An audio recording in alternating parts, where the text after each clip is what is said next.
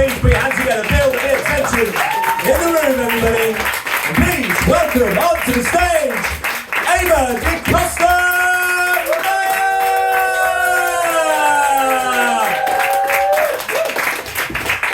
Sorry, Ava. Thank you. I need a little notice for these things. It takes me a minute, you know. Hi, everybody. Oh, that sounds better. That sounds good. Hi, how are we doing? I am indeed Ava. I've come here all the way from Swansea today. I know. I'd love to tell you I got all there. I'm going to try that again, but I'm going to use English. I'd love to tell you I got all blue badged up, doing something really sexy, but I didn't. I just fell in a puddle in Bristol. And that's a real shame, you know. I was at Smoke and Mirrors actually, and I just fell in this puddle outside, and all these people saw me. They were waiting for the theatre because they're the cultural type. And then I'm thinking, oh no, that woman has fallen over in a puddle. And one lady came running over. No one laughed, which is amazing because it's really funny when fat ladies fall over. Anyway, and this one woman came over, she's like, are you okay? And I'm like, no, I'm in a puddle. And then I realised how that sounded, and I said, I didn't pee myself. And she said, no, well done, I would have. So I found my people, and they're in Bristol, which is a shame because I am in Swansea. Swansea's a bit of a rough climate, I totally love it. Does anybody know Swansea? Yeah, it's lovely, isn't it? It's also a bit rough. And you know it's a bit rough, and you know it's a bit lovely, because it has a library, right? But the library sign says shut the fuck up. Because you've got to speak the language of the people. Anyway, I've come to give you an update, my public service announcement. I'm single. Well, I'm a widow. I hope. If it's all gone to plan. The really good thing is a lot of people know exactly what I was doing this evening. So I just realised I didn't set this, which is a shame because I can do this a lot longer than you want to hear it. There we go. Rookie mistake. Never mind. Yeah, so my husband and I have indeed separated. It's all right, he's not dead. Not for lack of trying. He's got more lives than a cat, that man. Yeah, he's got a new girl. They're in love. It's fine. I'm prettier. Funnier. Not bitter. Yeah. He's got a goal weight. It's on a skinny drive. He's going to get sexy for his love. I'll give him a new goal weight. 7 pounds, including the urn. Yeah, it's been really tough being single, you know, at my age. Everybody that I date either is an asshole or has been traumatized by being with an asshole for a long time. It's slim pickings, I'll tell you that much. I mean, you know, this is how difficult it is. I had to go on the apps. Who's been on the apps? We've all been on the apps, let's all admit the truth, people. We're that sad and lonely that we've been on. I've done all the apps. I did Bumble, I did OkCupid, I did Hinge, I did Tinder. Don't do that one. I did Plenty of Fish. There were not plenty of fish. There were plenty of strange bottom-feeding creatures, but not fish. I did, oh God, I don't know, Airbnb. To be fair, I think the host was surprised. But I gave him a great review. Yeah, so I was looking for a man. I'm not going to lie, I decided that the apps are not for me. Because of the guys I met on the apps. I mean, there was Caravan Murder Guy, that was exciting, but dangerous. Cream Egg Guy, I got rid of him because he used the words cream egg and masturbation in the same sentence, and that should never happen. There was 20p Sandwich Guy, not a gentleman. I'll tell you in a bit about Cumrag Guy. It was a low point. But yeah, you know, it's very difficult being single at my age. It's been a painful experience. I mean, I love my work, which is great. I have a day job because I'm like a grown-up. and I work for the NHS in the day. It was wonderful. I remember when you guys used to stand outside, used to clap for us on Thursdays. That was really nice.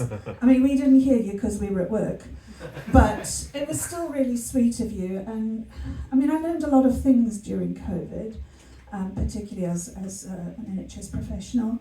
I mean, I learned, for instance, that straight men don't like it when you put things down their throat. They don't. I have this straight male friend. No, like, seriously, I do. And he said to me, Ava, I had to have a COVID test. I was like, oh, honey, are you okay? He goes, no, because they put the thing like that. They put the thing down your throat. And then when you tell them to take it out, they don't. I was like, uh-huh.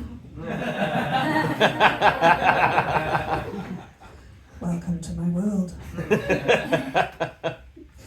Yeah, I mean, in fairness, I do know some ladies who don't mind it. I've got one friend who says she makes appreciative noises, but I don't think the nurse liked it when I did that. Yeah, it's a bit difficult. Yeah, so anyway, back to the dates and back to the apps. I mean, it is quite difficult for me because now I'm sort of menopausal, and the difference between PMS, gentlemen, and menopause is this. If you have a lovely lady in your life and she has PMS, I will concede that it makes you want to kill her, right? Wait till she gets menopause, because it's going to make you want to kill yourself.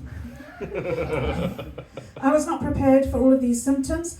I went to my GP and my GP said, it's okay, you can go through menopause with grace and dignity, which was a surprise to me because I didn't have any before. But I thought, okay, I'll get some. I'm going to be creative, right? I wrote a book on dry vaginal skin. Yeah, the publisher didn't accept it because he said I should have used paper. So that made me really sad. Are you okay, honey? All right, I killed one member of the audience. A few more to go. Yeah, so it has been a tough time, but I feel like the crowning glory of my dating escapades, I feel I'm still to experience. Okay. I mean, I did get not long ago, and let me tell you, this means I have come upwards in the dating stake. I got asked out for coffee at Costa. It's better than McDonald's coffee, guy. Costa at Newport Motorway Services. Get me. I know. Thing is, when I got there, so this guy, he was super keen. He's like, I'll come and see you at your house. I'm like, you will not. He goes, where do you live? I'm like, France. But I'm driving home. So I'll meet you in Bristol, because as we know, this is where my people are. And he went, no problem, I'll meet you in Bristol, except he said, he phoned me while he was on the way. He said, I'm on the way to Swansea, which is where the app says you are. Thanks, Bumble. Jesus. Blown out of the water there. And he said, so I said, but I'm actually travelling up the M4 because I'm going to work, which was not in Swansea. And he said, oh, okay, well, we can meet at the motorway services at the Costa. And I was like, okay, maybe I'm going to get a free coffee. You can't look a coffee horse in the mouth, can you? So I accepted because I'm nice. And I met up with this guy at Costa Coffee and he said, let's sit in your car. And I said, why? Because they have chairs. And he said, no, we'll sit in your car. It'll be fine. We can drive somewhere. And I said, why do we want to drive somewhere? And he said, because they have cameras here. Now I know what the right question to ask is. What's the right question? Porno. Porno isn't a question as such. Yeah. What's the right question? Are you a serial killer? Are you going to murder me? Yeah, like no one wants to get murdered on camera, right? No one. Like if I'm going to be murdered, I want to be murdered like in a hedge or in a penthouse, somewhere exciting. I don't want to just get murdered on the motorway services, you know. But no, the right question to ask at this point, ladies, and I can see that.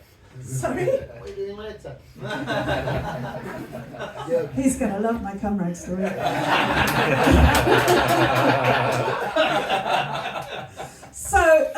Where was I? I don't want to get murdered on camera, do I? Oh, the motorway services. Oh yes, the right question to ask is, what do you want to do? No, I buy this. I'm like holding this takeaway coffee, which is burning my fingers, and I'm trying to act like it isn't. Same as when the hairdresser burns your head, and you're trying to act like I'm hard. I can take it. But anyway, moving on. The right question to ask is, what do you want to do that precludes the presence of cameras on a first date at a motorway services? Because in my head, if he wants anything, he's going to have to up his game. And in his head, he's getting her a motorway coffee. That stuff costs money, right? So, anyway, I then said, where do you want to go? Which I know is not the right question. And he said, well, just up the road, because there's a lay-by. And then I said, how do you know there's no cameras in the lay-by? And he said, because there's a lot of fly tipping. So I have actually been asked on a date to a rubbish dump. No one else I know has had that experience, but that is me. I'm really classy, I swear. I mean, I'm a nice lady. I recycle when no one's watching. And I'm a single mom, and I'm a great mom. Like, I have never fed my kids frozen convenience food. I always take the time to microwave that shit. You know, I've got a rescue dog. She's a Siberian Husky, except she ate my curtains and then she had to go to doggy hospital and they shaved her belly, so now she's a Brazilian Husky. But I still love her. But I feel like, for your edification and advice, I'm going to tell you about a date I had with Comrade Guy. Now, Comrade Guy was lovely. He was a sweetheart, but he was the most boring man I have dated. I have dated a lot of men in the past few years, but none as boring. He's so boring, he asked me for a date for Sunday lunch. That's how old I am now. Jesus. Right. So anyway, got ready for Sunday lunch. I mean, I knew it was going to be a bad day, if we're honest, because when I got up in the morning, I wanted to make myself a cup of tea. And when I went to make my cup of tea, there was a tampon in my teacup, and I'd lost my tea bag. So that didn't go well. But we went for this date, and it was so boring. I was drinking everything on the table, and he was eating everything on the table. And predictably, by 3 p.m. on a Sunday, I was very drunk. And he said, Ava, we need to have coffee. And I was like, okay. Turns out drunk me is really quite compliant. Not an invitation.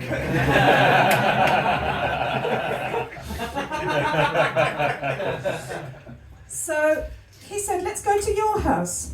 Now, obviously, I then told him where I live. Do we tell them where we live, ladies? No, I do that. So anyway, we went to my house, and I went into my house, and he went into my house, and I went in the kitchen, and I put the kettle on, and he went to the living room, and he stood there, and he was like, where have you been?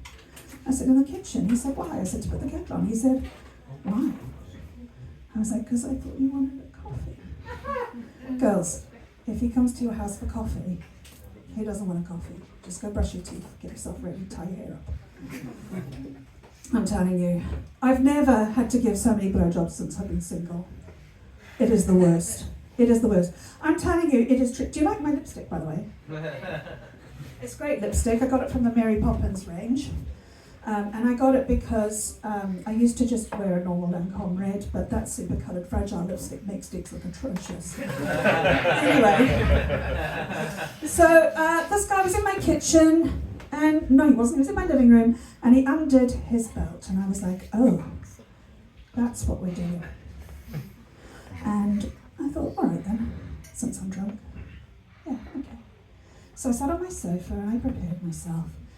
And then he pulled out little bars, because it's his Johnson. Hey. And he immediately came in his hand. And I was like, oh, okay then. And then I thought he'd go to the bathroom, because that's what you would do, right? If you're a bloke, I mean, I don't know, I'm no expert.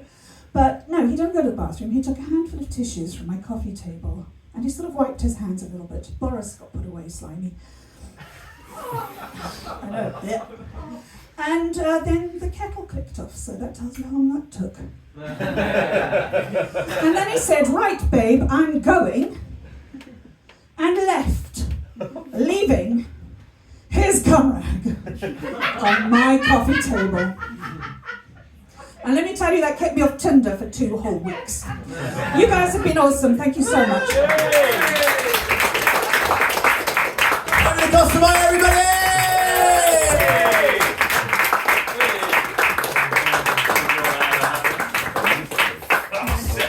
Everybody got some eye! Hello everyone. You can make yourselves comfortable now. There's 2 seats here. Just go on, sort yourselves out. You fucking latecomers.